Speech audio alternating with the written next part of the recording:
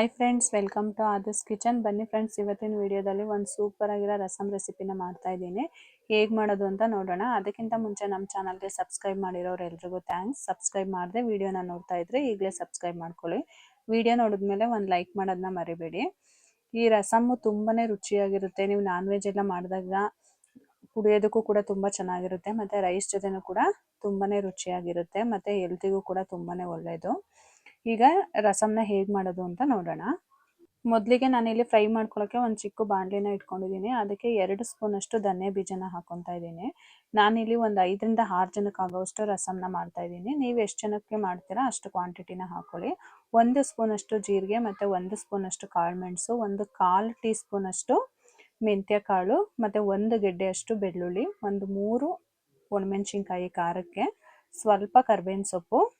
ಇದೆಲ್ಲದನ್ನು ಚೆನ್ನಾಗಿ ಫ್ರೈ ಮಾಡ್ಕೋಬೇಕು. ಎಣ್ಣೆ ಎಲ್ಲ ಏನೂ ಹಾಕೋದು ಬೇಡ, ಡ್ರೈ ಫ್ರೈ ಏನೇ ಮಾಡ್ಕೊಳ್ಳಿ. ಇದೆಲ್ಲ ಚೆನ್ನಾಗಿ ಮೀಡಿಯಂ ಫ್ಲೇಮಲ್ಲಿ ಸ್ವಲ್ಪ ಬಿಸಿ ಆಗೋವರೆಗೂ ಚೆನ್ನಾಗಿ ಫ್ರೈ ಮಾಡ್ಕೋಬೇಕು. ನಾನ್ ವೆಜ್ ಎಲ್ಲ ತಿಂದಾಗ ಜೀರ್ಣ ಆಗೋದಕ್ಕೆ ಕುಡಿಯೋದಕ್ಕೂ ಕೂಡ ತುಂಬಾ ರುಚಿಯಾಗಿರುತ್ತೆ. ಮತ್ತು ರೈಸ್ ಜೊತೆಗೂ ಕೂಡ ರಸಮ್ಮು ತುಂಬ ಟೇಸ್ಟಿಯಾಗಿರುತ್ತೆ. ಮತ್ತು ಚಳಿ ಮಳೆಗಾಲಕ್ಕೂ ಕೂಡ ತುಂಬಾ ಏಳು ಮಾಡಿಸ್ದಾಗಿರುತ್ತೆ ರಸಮ್ಮು, ಅಷ್ಟು ರುಚಿಯಾಗಿರುತ್ತೆ. ಇದೆಲ್ಲ ನೋಡಿ ಈ ಥರ ಮೀಡಿಯಂ ಫ್ಲೇಮಲ್ಲಿ ಚೆನ್ನಾಗಿ ಫ್ರೈ ಮಾಡ್ಕೊಂಡು ಆದಮೇಲೆ ಸ್ವಲ್ಪ ತಣ್ಣಗಾಗಬೇಕು. ಒಂದು ನಿಂಬೆಹಣ್ಣು ಗಾತ್ರದ ಹುಣಸೆಹಣ್ಣನ್ನ ನೆನೆ ಇಟ್ಕೊಂಡಿದ್ದೆ, ಅದನ್ನು ಚೆನ್ನಾಗಿ ರಸ ಎಲ್ಲ ತೆಕ್ಕೋಬೇಕು. ಇದು ಕಂಪ್ಲೀಟಾಗಿ ತಣ್ಣಗಾಗಿದೆ. ಈಗ ಇದನ್ನು ತರಿಯಾಗಿ ರುಬ್ಕೋಬೇಕು. ಅಂದರೆ ತುಂಬ ನೈಸು ಪೌಡ್ರ್ ಥರ ಮಾಡ್ಕೊಳ್ಳೋದು ಬೇಡ, ಸ್ವಲ್ಪ ತರಿಯಾಗಿದ್ದರೆ ರಸಮ್ಗೆ ಚೆನ್ನಾಗಿರುತ್ತೆ. ನಾನು ಯಾವುದೇ ರೀತಿ ನೀರನ್ನು ಸೇರಿಸ್ತಾ ಇಲ್ಲ, ಹಾಗೆ ಪೌಡ್ರ್ ಥರ ರುಬ್ಕೊತಾ ಇದ್ದೀನಿ. ನೋಡಿ, ಈ ಥರ ಸ್ವಲ್ಪ ತರಿಯಾಗಿರಬೇಕು. ಗೊತ್ತಾಗ್ತಿದೆ ಅಲ್ವಾ? ತರಿಯಾಗಿದ್ದರೆ ಚೆನ್ನಾಗಿರುತ್ತೆ, ನೈಸ್ಗಾಗ್ಬಿಟ್ರೆ ಟೇಸ್ಟ್ ಇರೋದಿಲ್ಲ. ಈಗ ನಾನು ಒಗ್ಗರಣೆಗೆ, ನೀವು ಯಾವ ಪಾತ್ರೆಯಲ್ಲಿ ರಸಮ್ನ ಮಾಡ್ಕೋತೀರಾ ಆ ಪಾತ್ರೆನ ಇಟ್ಕೊಳ್ಳಿ.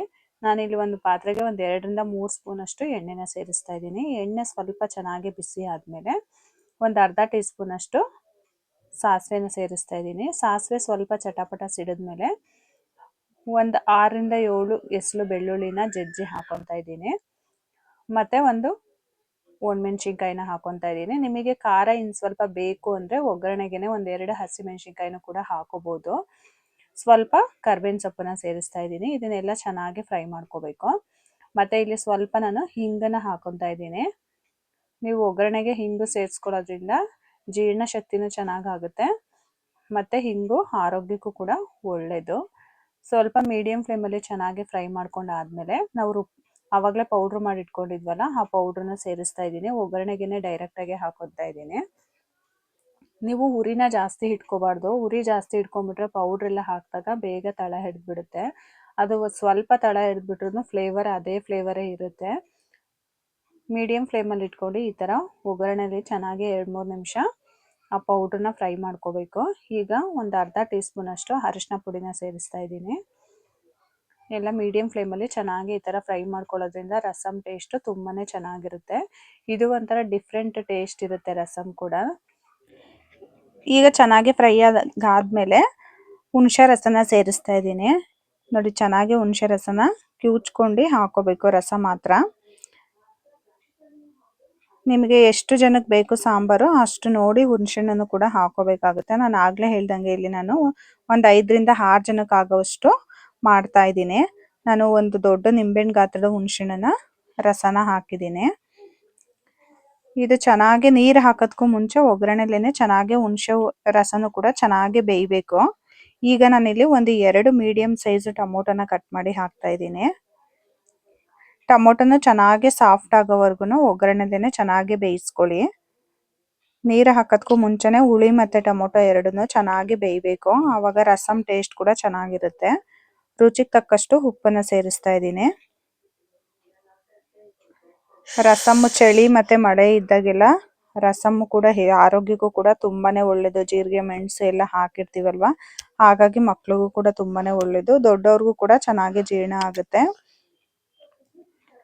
ಚೆನ್ನಾಗಿ ಈ ಥರ ಎಲ್ಲ ಚೆನ್ನಾಗಿ ಟೊಮೊಟೊ ಸಾಫ್ಟಾಗಿ ಚೆನ್ನಾಗಿ ಬೆಂದ ಮೇಲೆ ನಿಮಗೆ ಎಷ್ಟು ಬೇಕೋ ಅಷ್ಟು ನೀರನ್ನು ಸೇರಿಸ್ಕೊಳ್ಳಿ. ರಸಮ್ಮು ಸ್ವಲ್ಪ ತೆಳ್ಳಗಿದ್ರೇ ಚೆಂದ, ಗಟ್ಟಿಗೆಲ್ಲ ಇದ್ರೆ ಚೆನ್ನಾಗಿರೋದಿಲ್ಲ.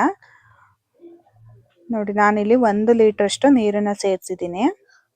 ಇದು ಚೆನ್ನಾಗಿ ಕುದಿಬೇಕು ರಸಮ್ಮು. ಒಂದು 2-3 ಕುದಿ ಬರೋವರೆಗೂ ಚೆನ್ನಾಗಿ ಕುದಿಸ್ಕೋಬೇಕು.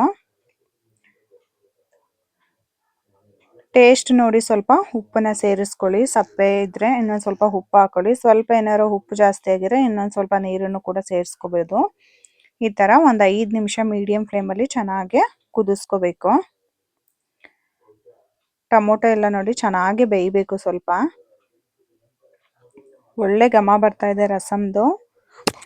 ಒಂದು 5 ನಿಮಿಷ ಚೆನ್ನಾಗಿ ಕುದಿಸ್ಕೊಂಡಾದ್ಮೇಲೆ ಲಾಸ್ಟಿಗೆ ಸ್ವಲ್ಪ ಕೊತ್ತಂಬರಿ ಸೊಪ್ಪನ್ನು ಸೇರಿಸ್ತಾ ಇದ್ದೀನಿ. ಕೊತ್ತಂಬರಿ ಸೊಪ್ಪು ಹಾಕಿದ್ಮೇಲೆ ನೀವು ಗ್ಯಾಸ್ನ ಆಫ್ ಮಾಡ್ಕೊಳ್ಳಿ. ನೀವು ಒಂದ್ಸಲ ಮಿಸ್ ಮಾಡದೆ ಈ ರೆಸಿಪಿನ ಟ್ರೈ ಮಾಡಿ ಹೇಗಿತ್ತು ಅಂತ ಕಮೆಂಟ್ ಮಾಡಿ ತಿಳಿಸಿ. ವಿಡಿಯೋ ಇಷ್ಟ ಆಗಿದ್ರೆ ನಿಮ್ಮ ಫ್ಯಾಮಿಲಿ ಫ್ರೆಂಡ್ಸ್ಗೂ ಕೂಡ ಶೇರ್ ಮಾಡಿ. ವಿಡಿಯೋ ನೋಡಿದ್ಮೇಲೆ ಒಂದು ಲೈಕ್ ಮಾಡೋದನ್ನ ಮರಿಬೇಡಿ. ಮತ್ತೆ ಒಂದು ಹೊಸ ರೆಸಿಪಿ ಜೊತೆ ಮುಂದಿನ ವಿಡಿಯೋದಲ್ಲಿ ಸಿಗ್ತೀನಿ. Thank you for watching. ಈ ವಿಡಿಯೋ ನಿಮಗೆ ಇಷ್ಟ ಆಗಿದ್ರೆ ಲೈಕ್ ಮಾಡಿ, ಶೇರ್ ಮಾಡಿ, ಸಬ್ಸ್ಕ್ರೈಬ್ ಮಾಡಿ, ಮತ್ತೆ ಬೆಲ್ ಹೊಡೆಯೋದನ್ನ ಮರಿಬೇಡಿ.